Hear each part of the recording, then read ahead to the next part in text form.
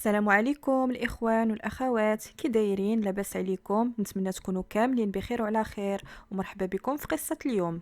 قصتنا اليوم الاحداث ديالها وقعت في عام 2012 في مدينه سميتها فورت ميشيل في ولايه كنتاكي الامريكيه. فإلا كنتم مستعدين يلا نبداو القصه ديالنا. محامي عنده 29 عام سميتو رايان كارتر بوستن، شاب زوين من عائلة معروفة ولاباس عليها. كان هو الكبير وعنده 3 ديال خواتاتو صغر منه، وفي سن صغير قدر يبني سمعة زوينة، والاسم ديالو تعرف كواحد من أكفأ المحامين في المدينة ديالو. وفي نهار 12 أكتوبر من عام 2012 رايان كان عنده موعد غرامي مع ملكة جمال أوهايو أودري بولت، فكان فرحان ومتحمس للموعد، وهو تعرف عليها عن طريق الفيسبوك. وبقاو كيهضروا لمدة أشهر، من بعد قرروا يتلاقاو في موعد. فجا الوقت اللي دايرين غيتلاقاو فيه. أودري مشات للمطعم اللي اتفقوا عليه هي الأولى، جلسات وبقات كتسنى في رايان يجي، ولكن رايان تعطل بزاف عليها. فصيفطات ليه ميساجات وعيطات ليه باش تعرف علاش تعطل، واش جاي ولا لا، ولكن هو ما جاوبهاش. فهي ما عجبهاش الحال وناضت مشات بحالها. فواش منعاتو شي حاجه يجي للموعد ديالو معاها، ولا ممكن غير رأيه وما بقاش باغي يتلاقى معاها اصلا؟ فاشنو وقع باش رايان ما جاش يتلاقى مع اودري؟ نمشيو دابا لواحد البنت عيطات ل 911 مع 9 ديال الليل من هذا النهار. هاد البنت كانت كتبكي وكتغوت وكتبان في حاله هستيريا، كتقول باللي قتلات الحبيب ديالها دفاعا عن النفس. فالبوليسيه اللي كانت كتهضر معاها حاولت تكالميها وسولاتها باش قتلتيه، فقالت ليها بمسدس كاين في الدار. وهاد البنت سميتها شينا هوبرز، والحبيب ديالها اللي صفاتها ليه كيف ما كتقول دفاعا عن النفس هو راين بوستر. فالبوليسيه سولاتها قولي لي فين هو المسدس دابا؟ قالت ليها في الدار، حطيته في الرف فين محطوطين الكتوبه. وقالت ليها انا ماشي مجرمه. فسولتها البوليسيه اشنو وقع بالضبط؟ فشينا قالت ليها وهي كتبكي راه ضربني وهزني بزز مني ورماني حدا الباب ديال الدار، ومنين نط باش نمشي باش ناخذ حوايجي اللي عنده تفاجأت به هز مسدس ديالو ونيش عليا، فانا خديته ليه من يديه وضربته به وقتلته. فهنا البوليسيه سولاتها شحال من ضربه ضرباتو بداك المسدس، فقالت ليها ما عرفتش. فسولاتها شحال ديال الوقت داز على الضرب بالمسدس، فشينا قالت ليها شي 15 دقيقه. وقالت باللي مني ضرباتو باول قرطاسه راين بدا كيتشنج بزاف وكيدير شي اصوات، فهي خافت بزاف منين شافتو بحال هكاك، وبقات كتيري فيه شحال من مره حتى تاكدت باللي راه مات. وقالت ليها بلي هادي ماشي اول مره كيتعدى عليها بالضرب، وغير هي دفعت على راسها، يعني هي ماشي مجرمة. ونهضروا دابا على شينا. شينا بنت في عمرها 21 عام، طالبة جامعية متفوقة في الدراسة ديالها، بنت زوينة ذكية طموحة بشهادة الناس اللي كيعرفوها. فمن بعد دقائق وصلوا البوليس للدار ديال راين، فلقاو فعلا راين مقتول في دارو وشينا حداه. فداوها نيشان للستاسيون ديال البوليس باش يحقوا معاها. فواش شينا فعلا قتلته دفاعا عن النفس ولا الحقيقة حاجة أخرى؟ ودابا نرجعوا لكيفاش تعرف رايان على شينا.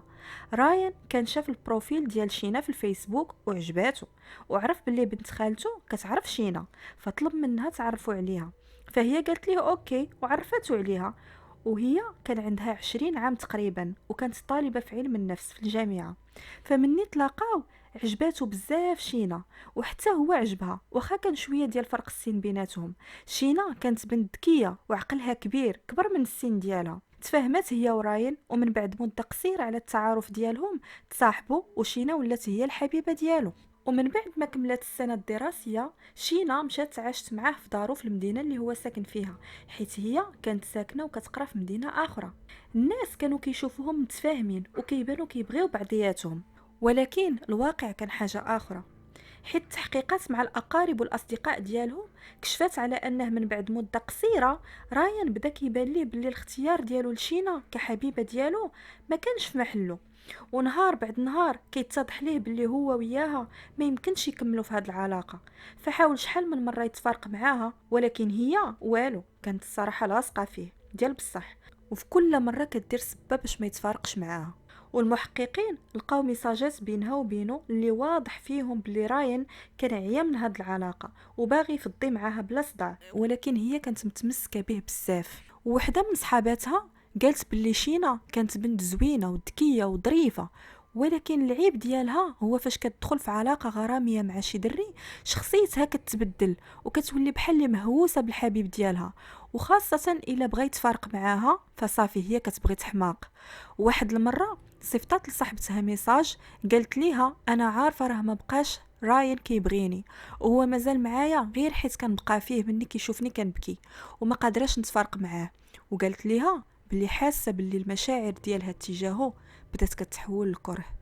وحتى صاحب راين مشى لعند البوليس وقال لهم بلي راين واحد المره صيفط ليه ميساج قال ليه انا حاس باللي غنديكلاري بها عند البوليس، هذه المره الثالثه اللي جات فيها لعندي للدار وما كتبغيش تمشي بحالها، واخا كنعيا معاها باش تمشي بحالها والو. اما لورين الصديقه ديال راين واللي كانت الحبيبه ديالو قبل من شينا، حتى هي في التحقيقات قالت بلي شينا كانت كتمشي للبلايص اللي عارفه لورين كتمشي ليهم، وتخيلوا كانت كتبقى تسول الناس تما واش كيعرفوا لورين، ومني كيقولوا ليها كتسولهم شكون اللي حسن هي ولا لورين. فالمحققين كل ما زادوا في التحقيقات ديالهم كيبان لهم بلي شينا كانت كتسطى على راين وما باغاش تفارق معاه، هو اللي كان باغي يبعد عليها ويكمل حياته بلا بها، وهي اللي كانت لاصقه فيه. وفي الجانب الاخر شينا اللي كتقول هو اللي كان عنيف معاها وكان كيضربها. فهما كانوا كيتسائلوا مني هاد السيد كان كيضربها وعنيف معاها كيف ما كتقول هي، وهو اصلا كان باغي يتفارق معاها، علاش كانت متمسكه به ومهووسه به لهذيك الدرجه؟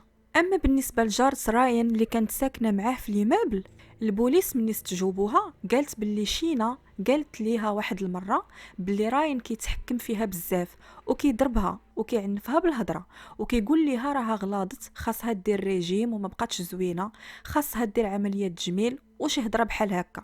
ومني سولوها على كيفاش كيبان ليها راين بشكل عام قالت بلي كان انسان داخل سوق راسو، مكالمي مبشور محترم، وما عمرها ما سمعت شي صداع جاي من دارو حتى جات سكنات معاه شينا، عاد بدات مره كتسمع شويه ديال الصداع ديال الاصوات مني كيكونوا مناقشين. ودابا نرجعوا لمسرح الجريمه واللي هو الدار ديال راين. البوليس مني دخلوا للدار الليله اللي وقعت فيها الجريمه لقاو راين طايح حدا الطبله ديال الماكله وسط الدار، والطبله كان فيها الدم ديال راين وكانوا محطوطين فيها بزاف ديال الحاجات، وداكشي اللي محطوط فيها كان محطوط عادي، يعني حتى شي حاجه ما طاحت ولا تقلبات. وهذا الشيء جاهم غريب حيت هي في المكالمه ديالها مع البوليس قالت بلي راين كان جالس حدا الطبله وهاز عليها السلاح وهي حيدته ليه من يديه. فكيفاش طرا هاد الشيء والطبله بداك الشيء اللي محطوط فيها ما تقاس فيها حتى شي حاجه وحتى شي حاجه ما طاحت؟ ودابا نمشيو للتحقيقات ديال البوليس مع شينا واللي غيكشفوا بزاف ديال الحوايج على الشخصيه ديالها.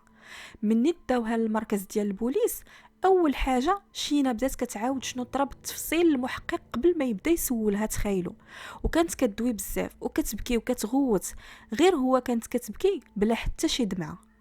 وحتى هضرتها بدلاتها وقالت باللي السلاح كان محطوط فوق الطبله وهي هزاتو ضرباتو به حيت هو كان ضربها وكيعايرها وكيغوت عليها وخافت منه وهزاتو من حداه، ماشي حيداتو ليه من يديه كيف ما قالت المره الاولى للبوليسيه اللي هضرات معاها.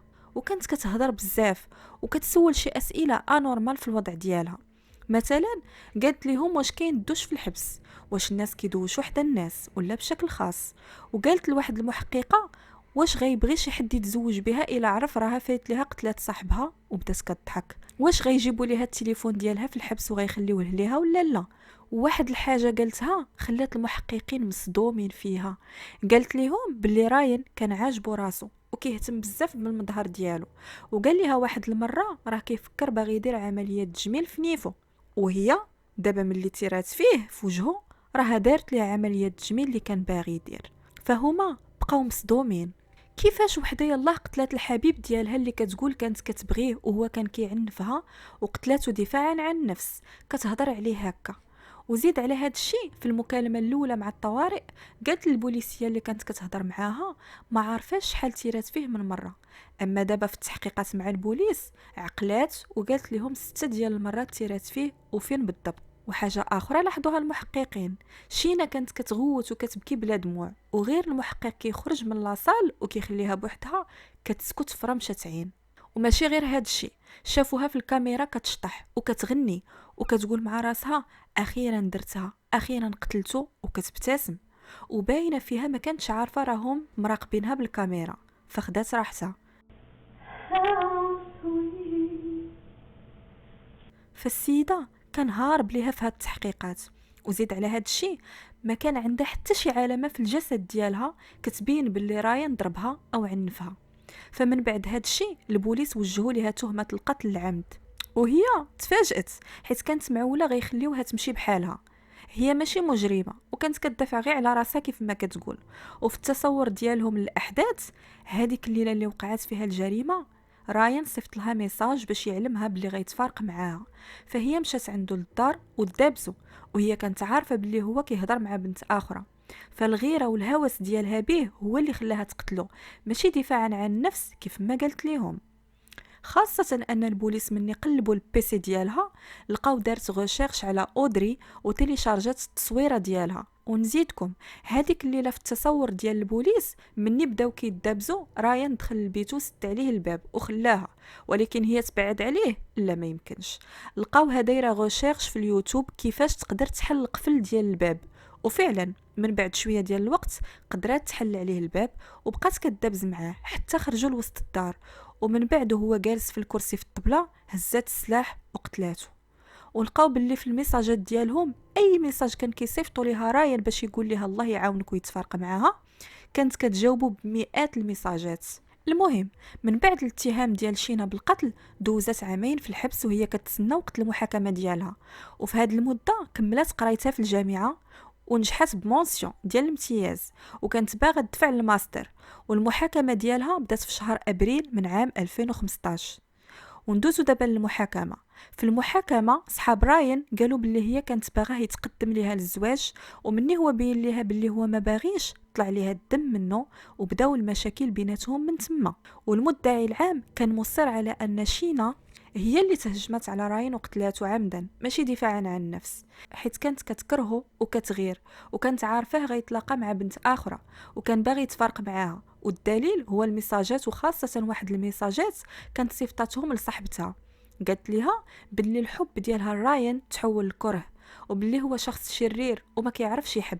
وميساج اخر كانت صيفطاتو ليها قالت ليها راها غاديه تمشي هي وراين لواحد لاصال ديال الرمايه، وباللي ما كرهات بلاصه ما تيري في الهدف تيري في راين ودير بحال الى غير غلطات وجابتها فيه.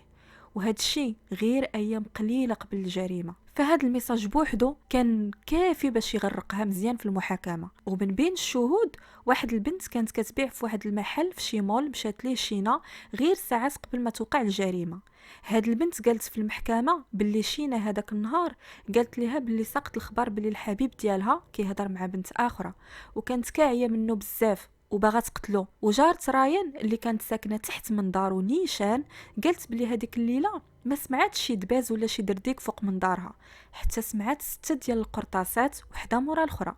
والشهاده ديالها كانت مهمه حيت كتنفي الادعاء ديال شينا بلي هزها ودفعها ورماها حدا الباب وداكشي اللي قالت، حيت السيده تحت من دارو وكانت اكيد غتسمع كون كان هادشي بصح. مي واحد الجاره كانت ساكنه في نفس الحي اللي ساكن فيه راين ودارها كانت مقابله مع دارو، قالت باللي واحد النهار شينا مشات لعندها دقات عليها الباب وكانت كتبكي، وهاد السيده شافت شي طبايح حمرين في يديها.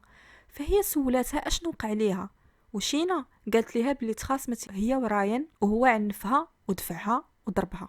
وشينا كانت مصره على ان راين كان كيضربها وهي كانت كتخاف منه، وقالت بلي هو كان كيمانيبيليها كيف بغى حيت هي كانت كتبغيه. وقالت بلي كان عنده بزاف ديال الاسلحه وشحال من مره كيهددها بهم وكيتيري في الخزانه ديال الكتوبه اللي عنده في الدار. وهذا الشيء اللي كانت كتقول بخصوص الاسلحه بصح. هو كان عزيز عليه يمشي لاصال ديال الرمايه، ومني البوليس كانوا قلبوا دارو لقاو عنده بزاف ديال الاسلحه في الدار، ومن ضمنهم السلاح اللي قتلاتو به شينا. ولقاو حتى شي تقابي في الكتوبه ديالو ديال القرطاس. اما الام ديال شينا فقالت في المحكمه راين عرض على بنتها تمشي معاه لدار والديه غير نهار قبل ما توقع الجريمه. فهي قالت الا هو كان ما بقاش باغي يكمل مع بنتها علاش داها معاه، علاش ما كانش حازم معاها في القرار ديالو. وقالت باللي مني سالت العراضه عنده في دار والديه مشات معاه لدارو. ومن بعد 3 ديال الصباح شينا عيطات ليها وهي كتبكي وطلبات منها تجي لعندها للدار ديال راين. ومن جهه اخرى بنات كانوا معاها في الحبس جاو للمحكمه وشهدوا في شينا، قالوا باللي سبق ليها قالت ليهم راها هي راسها كانت كدير العلامات الزرقين وداك الشيء في الجسم ديالها، وبالعاني كتطلع كمامها وكتبينهم للناس باش توهمهم باللي رايان كان كيضربها، تخيلوا، ومكرفس عليها. ووحده فيهم قالت شينا اعترفت ليها باللي هي اللي كانت الطرف الاكثر عنفا مع رايان الليله اللي وقعت فيها الجريمه، وكانت كتقول هي غتخرج براءه حيت هي عندها نفس درجه الذكاء ديال اينشتاين. فالمدعي العام كان مصر على ان رايان هذيك الليله كان هو الطرف اللي تعرض للعنف والقتل مع سبق الاصرار والترصد، هو اللي كانت حياته في خطر ماشي هي كيف ما كانت كتقول، وحقق قتلاته غير حيت بغات تدافع على راسها. اما المحامي ديال شينا حاول يقنع المحكمه وقال باللي راين كان كياخد شي ادويه كتسبب ليه الغضب وكتخليه يولي عنيف، وهذيك الليله كان واخدهم، فداك الشيء علاش كان عنيف بزاف مع شينا. واعتمد في الادعاء ديالو على شي ميساجات بينه وبين واحد الصديقه ديالو، كان كيقول ليها راه هاد الادويه اللي كياخد كتاثر عليه بشكل سلبي. ولكن هاد الصديقه بنفسها جات للمحكمه وقالت باللي فعلا رايان كان كياخد بعض الادويه، ادويه ديال الستريس، وباش يعاونوه ينعس مزيان ويتجاوز ضغوط العمل، لا اكثر ولا اقل. وشهدت باللي غير شي ساعات قبل ما يتقتل كان عادي ومكالمي، وحتى الزملاء ديالو في الخدمه شهدوا باللي هذيك الليله راين كان راشق عليه ومتحمس حيت غيتلاقى مع اودري ملكه الجمال.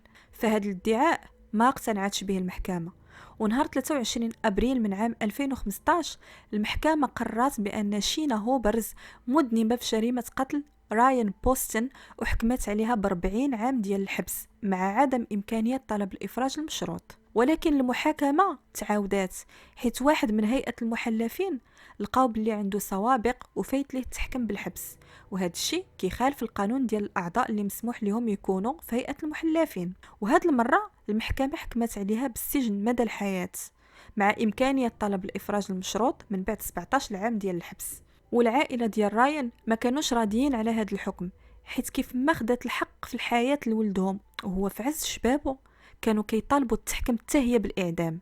وكانت هذه هي القضيه ديال اليوم، كوبل ديال جوج ديال الشباب اللي كان قدامهم بجوج مستقبل كبير، ما الغيره والهوس وقله العقل ديال شينا. وحتى راين كان ما حازمش في القرار ديالو معاها، كان حتى كيقول ليها نتفارقوا وكيولي يرجع ليها ملي كتبقى تطلبوا داكشي، وزيد عليها كان معاها وفي نفس الوقت كيهضر مع بنت اخرى وكان بروغرامي غيتلاقى معاها. فواخا بصح كانت العلاقه ديالو مع شينا متوتره وهي اللي كانت متمسكه به وهو لا، ولكن واخا هكاك راه كان عاطيها امل حيت كان كيرجع ليها. فهاد الشيء وصلوا للهلاك للاسف. ايوا نتمنى تكون القصه ديال اليوم نالت الاعجاب ديالكم، ونتلاقاو في قصه جديده. بسلام عليكم.